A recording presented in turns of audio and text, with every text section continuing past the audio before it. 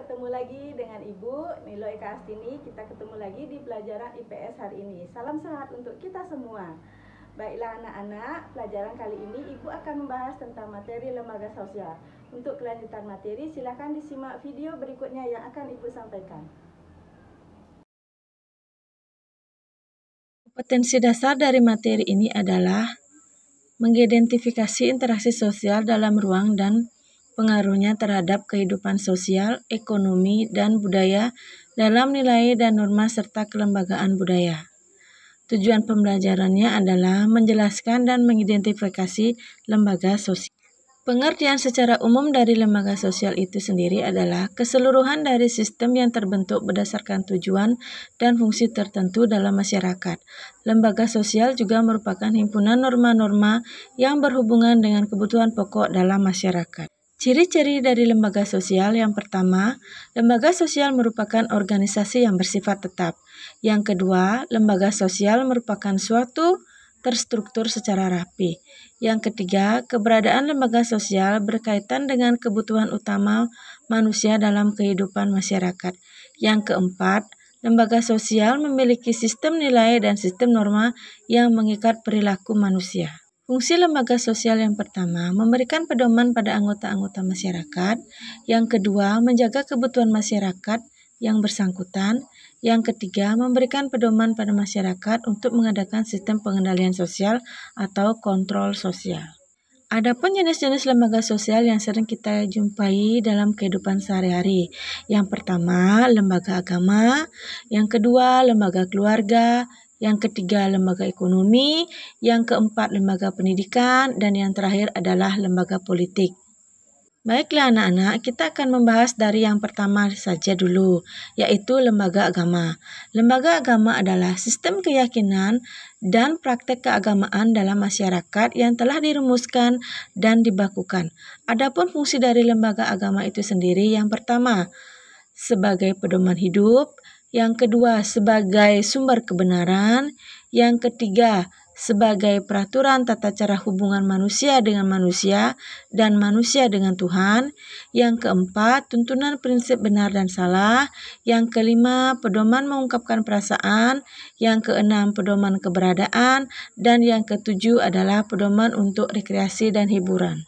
Yang kedua, lembaga keluarga. Lembaga keluarga merupakan unit sosial yang terkecil dalam masyarakat yang terdiri dari ayah, ibu, dan anak. Keluarga berperan membina dan membimbing anggotanya agar mampu beradaptasi. Adapun fungsi dari lembaga keluarga itu sendiri, yang pertama, fungsi reproduksi. Yang kedua, fungsi proteksi. Yang ketiga, fungsi ekonomi. Yang keempat, fungsi sosialisasi. Yang kelima, fungsi afeksi. Yang keenam, fungsi pengawasan sosial. Dan yang terakhir, fungsi pemberian status. Lembaga sosial berikutnya adalah lembaga ekonomi, di mana lembaga ekonomi merupakan lembaga sosial yang mengatur tata hubungan antar manusia dalam memenuhi kebutuhan hidupnya. Adapun fungsi dari lembaga ekonomi itu sendiri adalah, yang pertama, memberikan pedoman untuk mendapat bahan pangan. Yang kedua, memberi pedoman untuk melakukan pertukaran barang atau barter. Yang ketiga, memberi pedoman tentang harga jual beli barang. Yang keempat, memberi pedoman untuk menggunakan tenaga kerja. Yang kelima, memberi pedoman tata cara pengupahan. Yang keenam, memberi pedoman tentang cara pemutusan hubungan kerja. Dan yang terakhir, memberi identitas bagi masyarakat.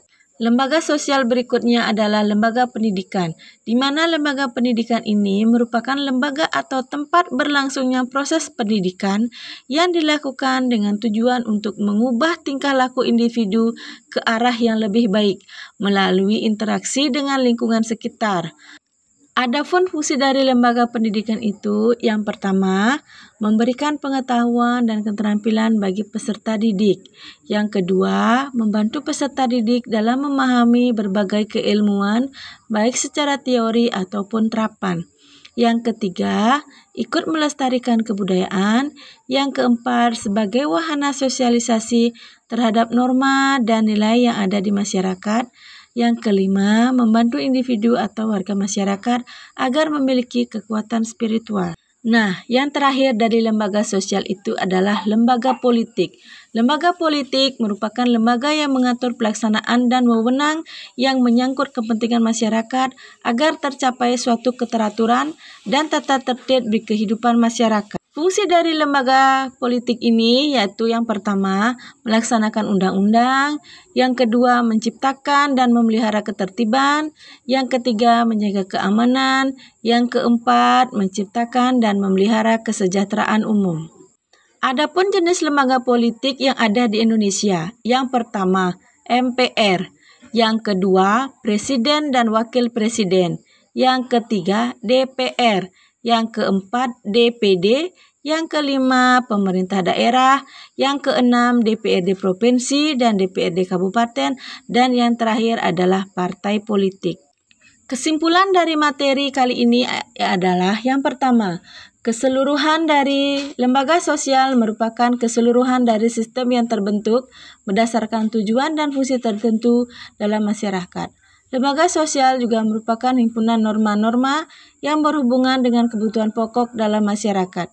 Jenis-jenis lembaga sosial yang ada di masyarakat, yang pertama lembaga keluarga, yang kedua lembaga agama, yang ketiga lembaga pendidikan, yang keempat lembaga ekonomi, dan yang terakhir adalah lembaga politik. Demikian materi yang dapat Ibu sampaikan hari ini. Kita ketemu lagi di pertemuan berikutnya dengan video yang lebih menarik dan pastinya dengan materi yang lebih menantang. Sampai jumpa anak-anak.